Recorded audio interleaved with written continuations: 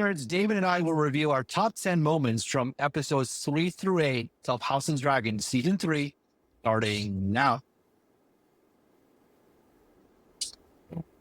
Welcome back to the Nerd Social. I am Colin. And I'm David. Apologies to our audiences. I've had a lot of family stuff going on this summer. But before we start, chapter times are below if you want to skip ahead. And remember to like, share, and subscribe to our channel. Also, please check out our website, thenerdsocial.org, for more reviews and analysis from our contributors. So I just want to get right to it in terms of get right into it, David, with your spoiler-free thoughts about episodes 3 through 8 and season 3 overall. All right, which is another reason why, audience, that we didn't do our weekly thing, because there's a lot to cover. We figured that it's best we put all that in one take. In my thoughts about season 3 from episodes 3 and 8, it's starting to climb up to reaching the climax of the show, where we get to know more of the characters and more of the story and everything in depth, even though there's a bunch of scenes there that's run on or not necessary to put in.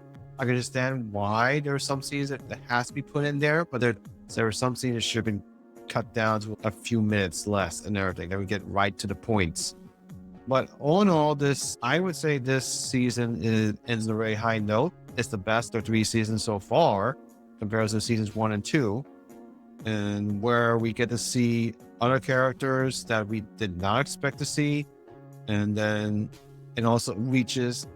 We saw the ups and downs of every character that deals loss, that deals confusion.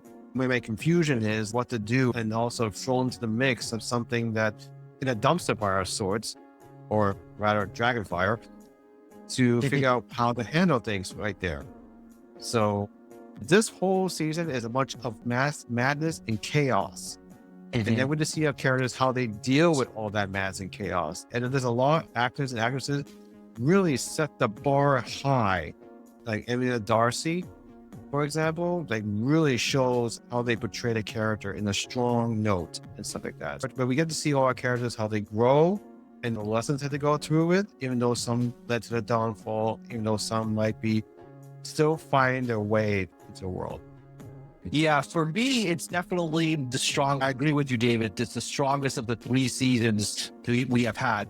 I think my hope is that season 4 is even better and to end the series on a high note.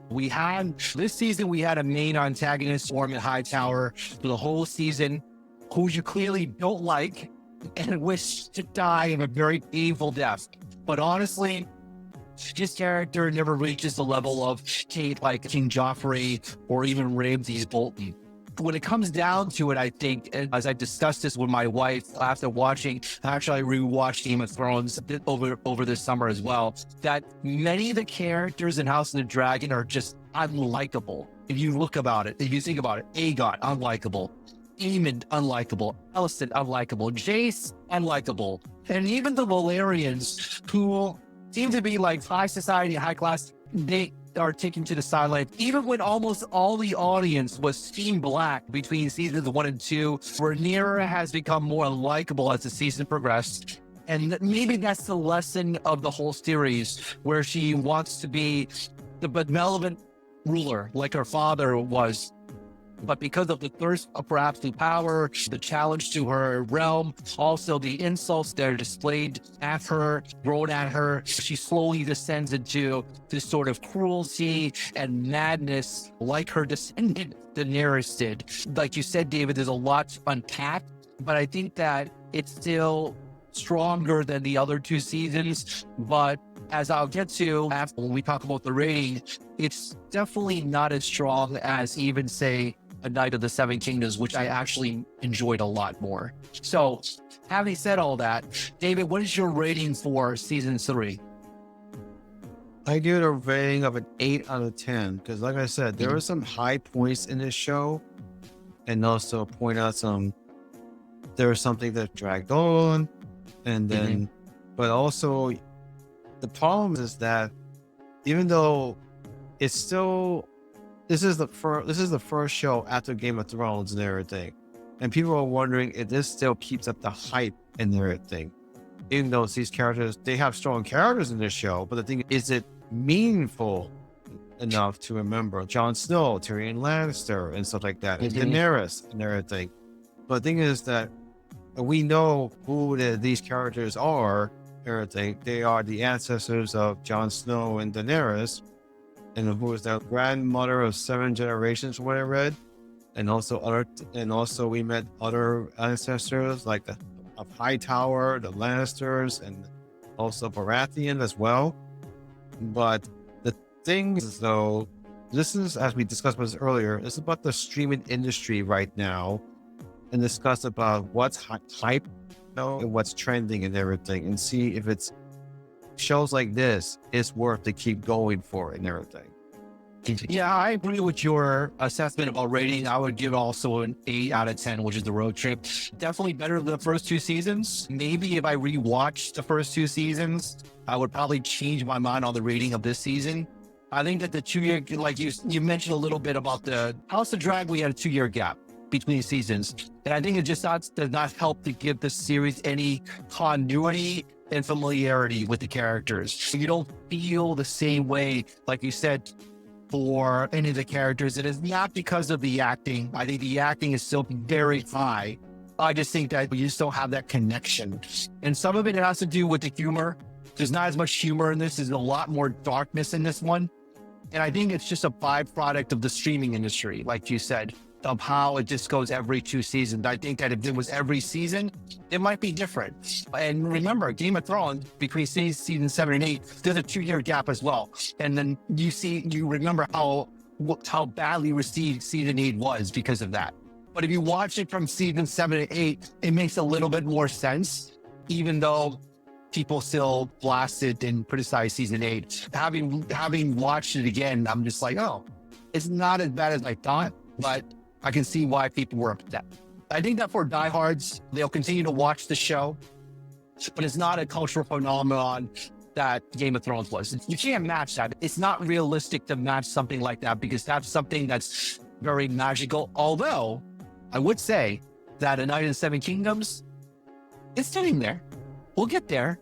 Hopefully when it comes out next year again, we'll look forward to it because the chemistry of the 2 characters are really great. And also, when I rewatched season 8, I saw there was a part where Brienne was going through the Knights, the book. And I saw Sir Duncan the Tall. I had to pause it.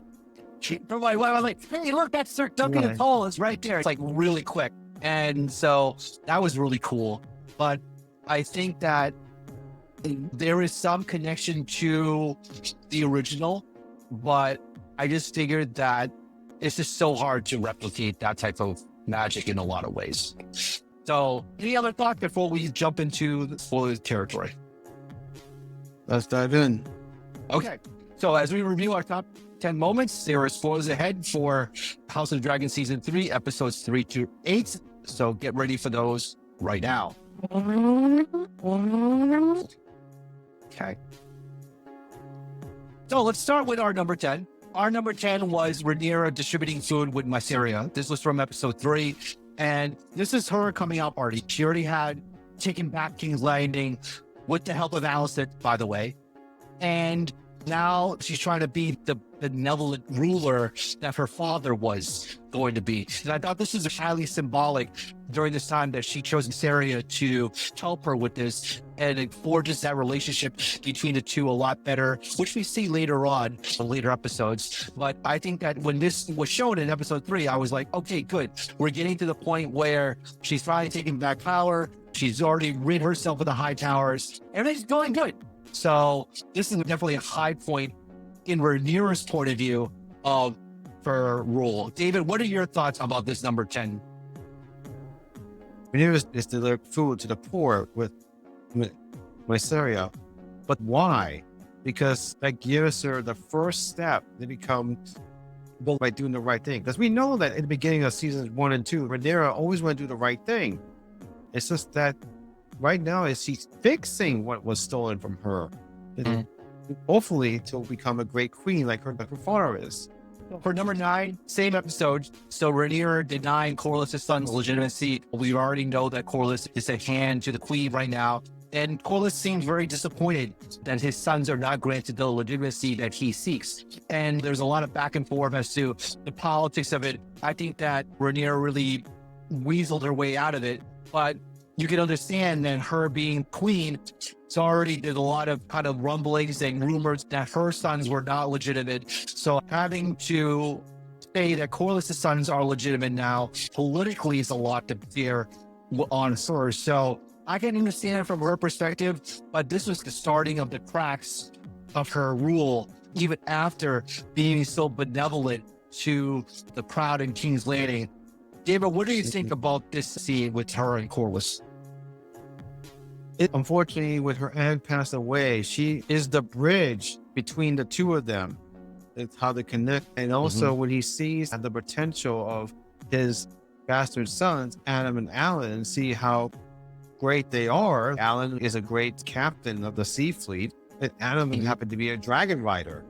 He expected more of her after she got back King's Landing. But also it complicates things with Sarah's own son, Joffrey, who is supposed to claim Driftmark, which is another reason why she hesitates to legitimize Adam and Alan. If she legitimizes both of them, there will be a clash. Who should legally take Driftmark, Adam and Alan or Joffrey? So our number 8 was Aegon. Poor Aegon during the first couple of episodes. He had to kiss crap from the guy who was running things in that little town there. It was almost as though the more that he tries to be subservient, the worse it becomes. And you just think in your head, when is this ever going to end for this guy? Might as well just die at this point by being in this type of situation. Like a lot of the characters that we know from Game of Thrones, once you're at the lowest of the low, then you come back in a very strong and profound way, which is very interesting. We didn't see this coming until I think it was episode 6. We'll get to it, but it was definitely a very low point for Aegon at this moment. This whole experience for Aegon ultimately hardens him into a more far dangerous and cold leader, because all the humiliation that he went through, it's like you're bottling up all your anger, and then when it comes to a point, it breaks. And then you see a whole different person coming back at you. So that's why I put this my number 6 instead of number 7. Yeah, and this was my number 7. So this is the part where we switched 6 and 7. So we'll just talk about both of them. This is the end of episode 7. And also part of the resurrection of Aegon came from the next episode where he killed the guy that he kissed his feet. This is part of his rebirth. And now he has this moment where he's like, finally, something good has happened to him. And to me, I think that he's still an ass. So it didn't really matter to me that he had his redeeming moment here. I think that's why it's a little lower for me than where you were at with this being your number 6. Go ahead, David. Yeah, the reason why I found this higher than the other one, because Aegon went to literal hell from being royal to a downward commoner, because he's cowardly the whole time. He realizes that he needs his dragon, because to him, this dragon is the source of his power. When Sunfire came back from the dead, he found his strength back. That's why I put it higher as number 6 and then number 7 in order, which will lead to number 6, where Rhaenyra was actually 2 things. One is the rider of Cheap Stealer, the wild dragon, and also accidentally became responsible for Jason's death. Because Rhaenyra, at the beginning of the show, she was thought that she would never be a dragon rider. She always wanted to be a dragon rider because of his late mother. The reason why this is my number 7, because Rhaenyra was off to the sideline kind of character, and now she became a focus point of episode 7. It also comes to conflict because Daemon unintentionally betrayed Rhaenyra, and he was basically protect his own daughter. That's what I believe led to a conflict and a downfall between the two of them. Yeah, I think that it was higher on my list because of the betrayal between Daemon and Rhaenyra. But it's put into a very bad position because it's his daughter. That dynamic, why was number 6 for me instead of Aegon's rebirth? So for our number 5, it's all betrayal. He did it both times. First, he betrayed Daemon because Daemon beat him up. And then he betrayed Ormund because Ormund beat him up. So he's not fighting for anyone anymore because he's a drunkard. And I think that it goes back to what James was saying when he was alive. He said, if you start trying to let these folks ride dragons, then the Targaryens mean nothing. That's one of the truths I think that Jace really tried to hit home earlier in the season, but no one listened to him because I think that Rhaenyra was desperate at times. So you're desperate for men like this. Sometimes it doesn't work. David, what are your thoughts about Mr. Old? When he became a Dragonfire, he thought he could earn a high position, a castle, but later on he would do his downfall. And look what happened. He lost control, he ended up burning the city. That will lead us to our number 4, which was Sir Criston Cole's death. So this was near the end. I think it was episode 6 that he got shot with an arrow. And we kind of saw from episodes 4 and 5 that he knew he was going to die. And after Aemon abandoned him, and also Wayne was like, what are you trying to say, man? Are you going to die? So Wayne just got on out of there. I don't blame Wayne for doing that. He is another unlikable character, but I feel a little sad for him because he got rejected by Rhaenyra. He got rejected by Alicent. No one really liked him. Even though he's trying to do the honorable thing, and then he made a deal with the devil and paid the price. So I just think that he went out very pathetically. I thought he would be like the next Jaime Lannister, but he made so many dirty deals. He's figuring out what's there for me left. So that's another reason why he's willing to march forward and show something that he's worth something. But then again, after all his deeds and his mistakes, like karma is a bitch to him. So our number 3 was Larys' honest truth to Aegon. And after episode 5, I was like stunned when he said this. It was a complete takedown of Aegon. And I have the quote right here. He basically said that he had every advantage. But the part that really got to me was when he said, I will tell you the truth. You were a terrible king. But worse than that, you are a terrible man. Now, this is coming from the guy who was lying, pleasuring himself in front of his mother. But see, he spoke some truth here. This would have been higher on the list, except the fact that the last episode 8 had 2 really pivotal moments that put it up to 2 and 1. But to me, this was the highlight of the whole season 3 up until the last episode. David, what was your thinking about his honest truth to Aegon? I say about time, because Aegon is a coward, but also he's very arrogant, similar to what's going on in the real world right now. And someone had to say the truth to him. And they say, finally, someone said it, because Aegon is a bad king. So everyone knows it. Even Alicent knows it. So even though Alicent like desperately trying to make him set him straight, and I feel bad for Helaena, who's had to marry this guy, even though it's her own brother. It is one of the turning points for Aegon to become who he is right now at the end of the season. And so this is another down point, because he's been his advisor of sorts, but now he's in a way betrayed him, and then because he spoke the truth. So our number 2 was Helena's death. Helaena definitely grew into her own character in season 3, and actually one of the few likable characters. Was her, she already knew she had no way out.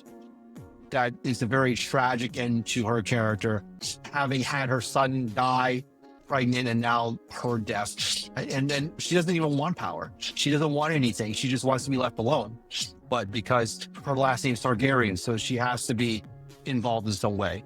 And it just speaks to even the ones that don't want power end up dead, which is tragic in a lot of ways. But at the same time, you feel really bad for her because she's an innocent. Even Rhaenyra said back in season 2, of all people, Helaena, an innocent. Rhaenyra knows that Helaena does not want any of this, and yet she force-fed her and tried to get her information out of her. She lost a lot of things. She's been depressed ever since she lost her child. That's one. And second, even Aegon was missing. She lost it too. And her mom is feeling as if she's a tool instead of being a daughter to her. And then Rhaenyra, she did see her as a sister, but then to a point, she started not to trust her anymore. Now she's left nothing. Actually, in the book, she had a third child called Maelor, but they changed it to make it more sense. that she ended up dying, which is significant because it says that I don't want to bring my child in the world with just some chaos like this, which is why they changed the story from the books. So finally, our number one has to be Ormond's death, like Roderick's death, which was really cool. Ormond definitely is a very unlikable character. Again, like I said in the spoiler-free part, not to the degree of, say, Joffrey or even Ramsay Bolton. It's not like that. She's much more strategic and much more methodical in his evil ways. But it was just as satisfying, let's just say, that his death happened from all them both to death. This was definitely pretty epic and why it's our number one. So, David, what are your thoughts about the demise of Ormond? When you made it strategic, it reminded me of Olenna Tyrell, the old lady, who's so strategic in everything and very manipulative. Because Ormond was very manipulative to Daemon Targaryen. It's because, one, he's a Targaryen and has a hand on the throne, and two, he has a dragon. So he wants to take it for himself. But unfortunately, Daemon did the right thing and left. So Ormond has nothing at his advantage. Roderick, who's very loyal to the House of Stark and also to the Queen, gave his all in there. But unfortunately, he died. But for Ormond, he deserved it, though. Because he thought that he would have a chance to be in the 79th throne and then take advantage of Daemon Targaryen. But again, Kara's a bitch, and he got burned. Yeah, exactly. So I think that his ending is definitely fine in a lot of ways. He makes a very good antagonist throughout season 3. It also leads to Rhaenyra's madness, which we saw near the end of episode 8. And we'll see the descension of Rhaenyra into Rhaenyra the Cruel in season 4. You get the sense that she is on the dark path after killing one of the church person. This whole series is almost like a parallel to Daenerys. And we know that it's not going to end well for Rhaenyra as well, unfortunately. That the Targaryens are pretty much really bad people overall. And there's no really any type of righteous ruler. And the bigger lesson is that power corrupts. Absolutely. And we see that in our current events, but we also see it in the world of Westeros. There's no happy endings, unfortunately, like it was in Lord of the Rings. So any final thoughts before we wrap up? We're up to the point where Rhaenyra, she fought so hard for all her life to get back what is meant for her. And now she's going to lose it while sitting on it because she's feeling the pressures of the Iron Throne and she's leaned to a dark path, especially since she lost her sons and, of course, stillborn daughter, betrayed by her husband, and then betrayed by other people that can help her keep her rule. Helena's death left something for Rhaenyra to see, which is a picture of her sitting on the Iron Throne, but bleeding, which signifies her downfall, that she's going to die. It's not going to end well, which we'll find out in next season. And we know who's going to survive. But the thing is, we have to wait 2 more years to find out. So those are our top 10 moments from episodes 3 to 8 of House of Dragon season 3. Tell what you think about these episodes by commenting down below. Like, share, and subscribe for more content like this. And we'll see you next video. All right. Take care, everybody.